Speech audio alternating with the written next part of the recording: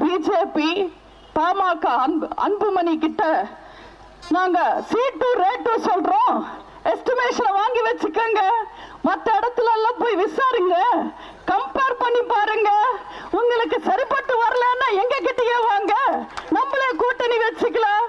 அதே மாதிரி பேசினாரா.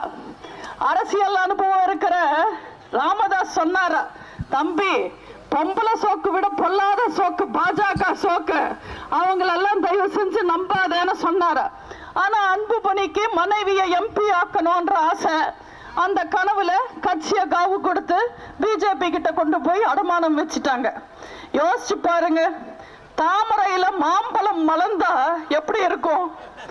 மாம்பழம் வேஸ்ட், தாமரையும் வேஸ்ட்.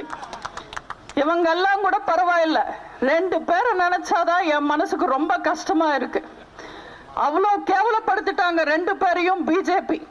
ஒன்னு டிடிவி, இன்னொன்னு ஓபிஎஸ். டிடிவி எனக்கு ஒரு சீட்டு போதும், அதுக்கே எனக்கு சக்தி கிடையாதுன்னு சொல்றாரு. அவர் தலையில ரெண்டு கொடுத்து பழி வாங்கிட்டாங்க. ஆனா ஓபிஎஸ்க்கு ஒரு சீட்டு கூட கொடுக்காம அசிங்கப்படுத்திட்டாங்க. ஆனாலும் நம்ம ஓபிஎஸ் அண்ணன் திருந்தாம பேச்சுவார்த்தை நடத்துறேன்னு அண்ணாமலை வீட்டுக்கு அதிகமா போனதுனால இன்னைக்கு அண்ணாமலை ரேஷன் கடை கார்டுலயே ஓ பன்னீர்செல்வம்னு ஒரு பேரை சேர்த்துட்டாங்களா. பொழுது போகாதவங்க அவங்களோட பொண்டாட்டியவே அடிக்கடி பொண்ணு பார்க்க போவாங்களா. அதே மாதிரி கமலாலயத்துக்கு கடைசி நிமிஷம் வரைக்கும் நின்று கெஞ்சி கூத்தாடி ஆதரவு வாங்கியிருக்காங்க ஓபிஎஸ் அண்ணா. எவ்வளவு மரியாதையா வாழ்ந்தவங்க இன்னைக்கு எவ்வளவு அசிங்கப்பட்டு போய் நிக்கிறாங்க. இவங்க எல்லாரும் கூட்டணி சேர்ந்திருக்கிறது மக்களை காப்பாத்துறதுக்காகவா, மக்கள் நலனுக்காகவா, மக்கள் உரிமைகளுக்காக போராடவா, இல்ல சுயநலத்துக்காகவா, சொந்த லாபங்களுக்காகவா? இதெல்லாம் நீங்க யோசிச்சு பார்க்கணும்.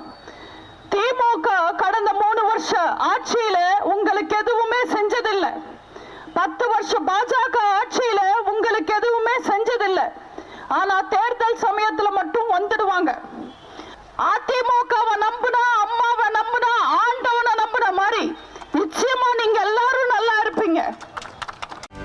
செய்திகளை உடனுக்குடனும் துல்லியமாகவும் தெரிந்து கொள்ள சப்ஸ்கிரைப் பண்ணுங்க.